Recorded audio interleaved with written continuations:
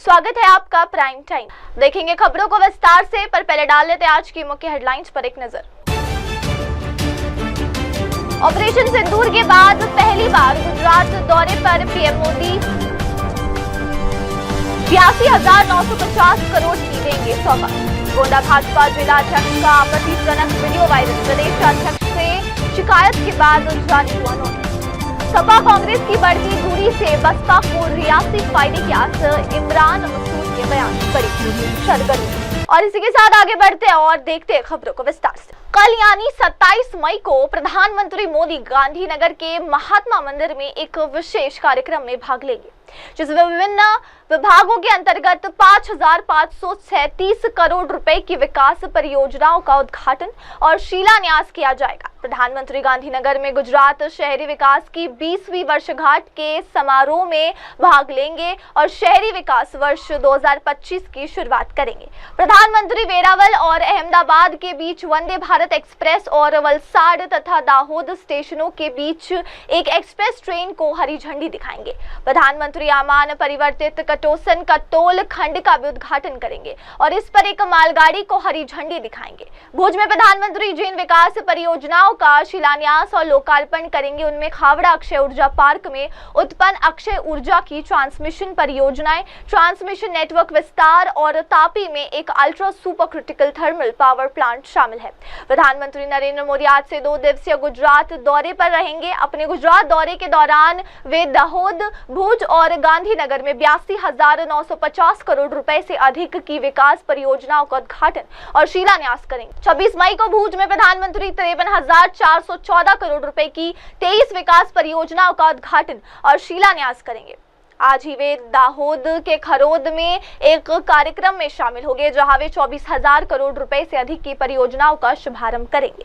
PM Dahod में locomotive विनिर्माण संयंत्र राष्ट्र को समर्पित करेंगे और इलेक्ट्रिक लोकोमोटिव को हरी झंडी भी दिखाएंगे, जिसमें विभिन्न विभागों के अंतर्गत 5,537 करोड़ रुपए की विकास परियोजनाओं का उद्घाटन और शिलान्यास किया जाएगा। प्रधानमंत्री गांधीनगर में गुजरात शहरी विकास की 20वीं वर्षगांठ के समारोह में भाग लेंगे और शहरी विकास वर्ष 2025 की शुरुआत करेंगे। प्रधानमंत्री वेरावल और अहमदाबाद के बीच वंदे भारत एक्सप्रेस और वलसाड तथा दाहोद स्टेशनों के बीच एक एक्सप्रेस ट्रेन को हरी झंडी दिखाएंगे। प्रधानमंत्री आमान परिवर्तित कटोसन कटोल खंड का भी उद्घाटन करेंगे और इस पर एक मालगाड़ी को हरी झंडी दिखाएंगे। भुज में प्रधानमंत्री जिन विकास परियोजनाओं का शिलान्यास और लोकार्पण करेंगे, उनमें खावड़ा अक्षय ऊर्जा पार्क में उत्पन्न अक्षय ऊर्जा की ट्रांसमिशन परियोजनाएं, ट्रांसमिशन नेटवर्क विस्तार और तापी में एक ultra super critical thermal power plant शामिल है। प्रधानमंत्री नरेंद्र मोदी आज से 2 दिवसीय गुजरात दौरे पर रहेंगे। अपने गुजरात दौरे के दौरान वे दाहोद, भुज और गांधीनगर में 82,950 करोड़ रुपए से अधिक की विकास परियोजनाओं का उद्घाटन और शिलान्यास करेंगे। 26 मई को भुज में प्रधानमंत्री 53,414 करोड़ रुपए की 23 विकास परियोजनाओं का उद्घाटन और शिलान्यास करेंगे। आज ही वे दाहोद के खरोद में एक कार्यक्रम में शामिल होंगे, जहां वे 24,000 करोड़ रुपए से अधिक की परियोजनाओं का शुभारंभ करेंगे। पीएम दाहोद में लोकोमोटिव विनिर्माण संयंत्र राष्ट्र को समर्पित करेंगे और इलेक्ट्रिक लोकोमोटिव को हरी झंडी भी दिखाएंगे, जिसमें विभिन्न विभागों के अंतर्गत 5,537 करोड़ रुपए की विकास परियोजनाओं का उद्घाटन और शिलान्यास किया जाएगा। प्रधानमंत्री गांधीनगर में गुजरात शहरी विकास की 20वीं वर्षगांठ के समारोह में भाग लेंगे और शहरी विकास वर्ष 2025 की शुरुआत करेंगे। प्रधानमंत्री वेरावल और अहमदाबाद के बीच वंदे भारत एक्सप्रेस और वलसाड तथा दाहोद स्टेशनों के बीच एक एक्सप्रेस ट्रेन को हरी झंडी दिखाएंगे। प्रधानमंत्री आमान परिवर्तित कटोसन कटोल खंड का भी उद्घाटन करेंगे और इस पर एक मालगाड़ी को हरी झंडी दिखाएंगे। भुज में प्रधानमंत्री जिन विकास परियोजनाओं का शिलान्यास और लोकार्पण करेंगे, उनमें खावड़ा अक्षय ऊर्जा पार्क में उत्पन्न अक्षय ऊर्जा की ट्रांसमिशन परियोजनाएं, ट्रांसमिशन नेटवर्क विस्तार और तापी में एक ultra super critical thermal power plant शामिल है। प्रधानमंत्री नरेंद्र मोदी आज से 2 दिवसीय गुजरात दौरे पर रहेंगे। अपने गुजरात दौरे के दौरान वे दाहोद, भुज और गांधीनगर में 82,950 करोड़ रुपए से अधिक की विकास परियोजनाओं का उद्घाटन और शिलान्यास करेंगे। 26 मई को भुज में प्रधानमंत्री 53,414 करोड़ रुपए की 23 विकास परियोजनाओं का उद्घाटन और शिलान्यास करेंगे। आज ही वे दाहोद के खरोद में एक कार्यक्रम में शामिल होंगे, जहां वे 24,000 करोड़ रुपए से अधिक की परियोजनाओं का शुभारंभ करेंगे। पीएम दाहोद में लोकोमोटिव विनिर्माण संयंत्र राष्ट्र को समर्पित करेंगे और इलेक्ट्रिक लोकोमोटिव को हरी झंडी भी दिखाएंगे। और अब आगे बढ़ते हुए देखते हैं अगली खबर। गोंडा के भाजपा जिलाध्यक्ष अमर किशोर कश्यप का एक महिला के साथ पार्टी कार्यालय में आपत्तिजनक वीडियो वायरल होने पर पार्टी के प्रदेश अध्यक्ष ने कश्यप को नोटिस जारी करते हुए एक सप्ताह में स्पष्टीकरण मांगा है। बता दें कि रविवार को वायरल वीडियो में पार्टी के जिला कार्यालय में कश्यप को एक महिला के साथ आपत्तिजनक स्थिति में दिखाया गया। इसकी जानकारी होने पर प्रदेश अध्यक्ष के निर्देश पर पार्टी के प्रदेश महामंत्री व मुख्यालय प्रभारी गोविंद नारायण शुक्ला ने अमर किशोर को नोटिस जारी किया, जिसमें वीडियो के आधार पर उनके इस कृत्य को पार्टी की छवि के लिए नुकसानदेह और अनुशासनहीनता बताया गया है। साथ ही तय समय में स्पष्टीकरण न देने पर उनके खिलाफ कड़ी कार्रवाई की चेतावनी भी दी गई। भाजपा कार्यालय के सीसीटीवी फुटेज के 2 वीडियो सोशल मीडिया पर तेजी से वायरल हो रहे हैं। इनमें से एक वीडियो में जिला अध्यक्ष अमर किशोर कश्यप बम सीढ़ियों के पास एक महिला के साथ नजर आ रहे। कैमरे की रिकॉर्डिंग के अनुसार ये फुटेज 12 अप्रैल 2025 की रात 9:39 की है। पार्टी के प्रदेश अध्यक्ष ने कश्यप को नोटिस जारी करते हुए एक सप्ताह में स्पष्टीकरण मांगा है। बता दें कि रविवार को वायरल वीडियो में पार्टी के जिला कार्यालय में कश्यप को एक महिला के साथ आपत्तिजनक स्थिति में दिखाया गया। इसकी जानकारी होने पर प्रदेश अध्यक्ष के निर्देश पर पार्टी के प्रदेश महामंत्री व मुख्यालय प्रभारी गोविंद नारायण शुक्ला ने अमर किशोर को नोटिस जारी किया, जिसमें वीडियो के आधार पर उनके इस कृत्य को पार्टी की छवि के लिए नुकसानदेह और अनुशासनहीनता बताया गया है। साथ ही तय समय में स्पष्टीकरण न देने पर उनके खिलाफ कड़ी कार्रवाई की चेतावनी भी दी गई। भाजपा कार्यालय के सीसीटीवी फुटेज के 2 वीडियो सोशल मीडिया पर तेजी से वायरल हो रहे। इनमें से एक वीडियो में जिला अध्यक्ष अमर किशोर कश्यप बम सीढ़ियों के पास एक महिला के साथ नजर आ रहे। कैमरे की रिकॉर्डिंग के अनुसार ये फुटेज 12 अप्रैल 2025 की रात 9:39 की है। पार्टी के प्रदेश अध्यक्ष ने कश्यप को नोटिस जारी करते हुए एक सप्ताह में स्पष्टीकरण मांगा है। बता दें कि रविवार को वायरल वीडियो में पार्टी के जिला कार्यालय में कश्यप को एक महिला के साथ आपत्तिजनक स्थिति में दिखाया गया। इसकी जानकारी होने पर प्रदेश अध्यक्ष के निर्देश पर पार्टी के प्रदेश महामंत्री व मुख्यालय प्रभारी गोविंद नारायण शुक्ला ने अमर किशोर को नोटिस जारी किया, जिसमें वीडियो के आधार पर उनके इस कृत्य को पार्टी की छवि के लिए नुकसानदेह और अनुशासनहीनता बताया गया है। साथ ही तय समय में स्पष्टीकरण न देने पर उनके खिलाफ कड़ी कार्रवाई की चेतावनी भी दी गई। भाजपा कार्यालय के सीसीटीवी फुटेज के 2 वीडियो सोशल मीडिया पर तेजी से वायरल हो रहे। इनमें से एक वीडियो में जिला अध्यक्ष अमर किशोर कश्यप बम सीढ़ियों के पास एक महिला के साथ नजर आ रहे। कैमरे की रिकॉर्डिंग के अनुसार ये फुटेज 12 अप्रैल 2025 की रात 9:39 की है। और अब देखते हैं अगली खबर। कांग्रेस सांसद इमरान मसूद द्वारा समाजवादी पार्टी के बजाय बहुजन समाज पार्टी के साथ गठबंधन से अधिक फायदा होने के बयान ने सियासी सरगर्मी बढ़ा दी है। कांग्रेस और सपा के साथ बसपा के नेता भी इमरान मसूद के बयान के सियासी निहितार्थ तलाशने में जुट गए हैं। जानकारों के मुताबिक कांग्रेस और सपा के बीच बढ़ती दूरी बसपा के लिए फायदेमंद साबित हो सकती है।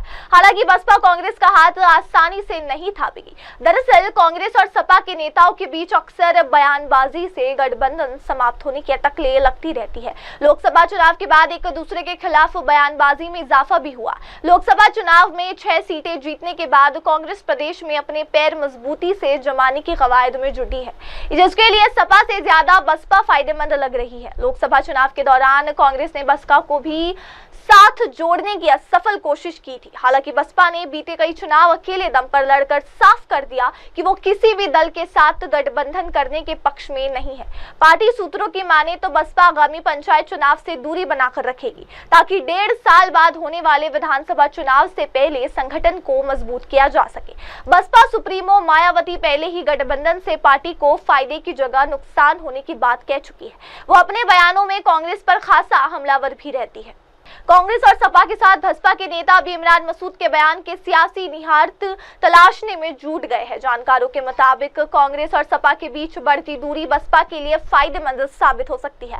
हालांकि बसपा कांग्रेस का हाथ आसानी से नहीं थामेगी। दरअसल कांग्रेस और सपा के नेताओं के बीच अक्सर बयानबाजी से गठबंधन समाप्त होने की अटकलें लगती रहती है। लोकसभा चुनाव के बाद एक दूसरे के खिलाफ बयानबाजी में इजाफा भी हुआ। लोकसभा चुनाव में 6 सीटें जीतने के बाद कांग्रेस प्रदेश में में अपने पैर मजबूती से जमाने की कवायद में जुटी है, जिसके लिए सपा से ज्यादा बसपा फायदेमंद लग रही है। लोकसभा चुनाव के दौरान कांग्रेस ने बसपा को भी साथ जोड़ने की असफल कोशिश की थी। हालांकि बसपा ने बीते कई चुनाव अकेले दम पर लड़कर साफ कर दिया कि वो किसी भी दल के साथ गठबंधन करने के पक्ष में नहीं है।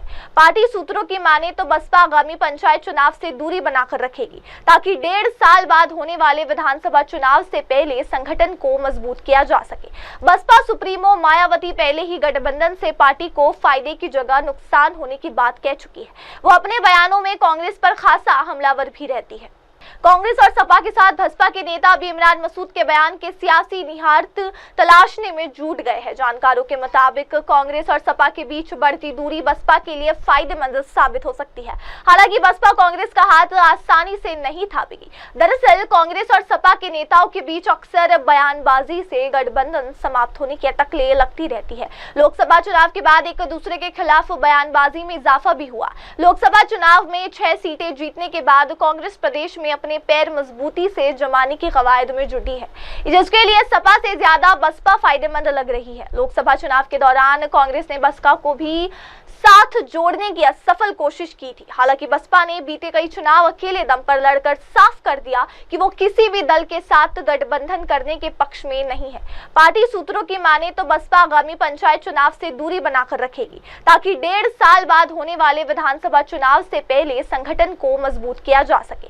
बसपा सुप्रीमो मायावती पहले ही गठबंधन से पार्टी को फायदे की जगह नुकसान होने की बात कह चुकी है। वो अपने बयानों में कांग्रेस पर खासा हमलावर भी रहती है। और आगे बढ़ते हुए देखते हैं अगली खबर। आईपीएल 2025 धीरे धीरे अपने अंजाम तक पहुंचने वाला है। हालांकि इसका रोमांच फैंस के सिर चढ़कर बोल रहा है। लीग राउंड के आखिरी कुछ मुकाबले न रोमांच में 4 चांद लगा दिए हैं। प्लेऑफ के लिए सबसे पहले क्वालिफाई करने वाली टीमें एक-एक करके लगातार हारती जा रही है और अब शीर्ष 2 में स्थान पक्की करने और क्वालिफायर 1 खेलने के लेकर जंग दिलचस्प हो चुकी है। अब लीग राउंड के आखिरी 2 मैच बचे हैं और यही 2 मैच शीर्ष 2 टीमें तय करेंगी। आज पंजाब किंग्स और मुंबई इंडियंस के बीच मुकाबला बेहद दिलचस्प रहने वाला है, जबकि लीग स्टेज का आखिरी मैच रॉयल चैलेंजर्स बेंगलुरु और लखनऊ सुपर जायंट्स के बीच मंगलवार को खेला जाएगा। गुजरात टाइटंस को मंगलवार को चेन्नई सुपर किंग्स के खिलाफ बड़ी हार मिली और इसने उनके समीकरण को बिगाड़ दिया है। ये जीटी की लगातार दूसरी हार रही, क्योंकि शुभमन गिल की टीम को इससे पहले लखनऊ सुपर जायंट्स ने हराया था। हालांकि टीम अभी भी शीर्ष 2 की रेस में है, लेकिन उसे दूसरी टीमों पर निर्भर रहना होगा। लीग राउंड के आखिरी कुछ मुकाबले न रोमांच में 4 चांद लगा दिए हैं। प्लेऑफ के लिए सबसे पहले क्वालिफाई करने वाली टीमें एक-एक करके लगातार हारती जा रही है और अब शीर्ष 2 में स्थान पक्की करने और क्वालिफायर 1 खेलने के लेकर जंग दिलचस्प हो चुकी है। अब लीग राउंड के आखिरी 2 मैच बचे हैं और यही 2 मैच शीर्ष 2 टीमें तय करेंगी। आज पंजाब किंग्स और मुंबई इंडियंस के बीच मुकाबला बेहद दिलचस्प रहने वाला है, जबकि लीग स्टेज का आखिरी मैच रॉयल चैलेंजर्स बेंगलुरु और लखनऊ सुपर जायंट्स के बीच मंगलवार को खेला जाएगा।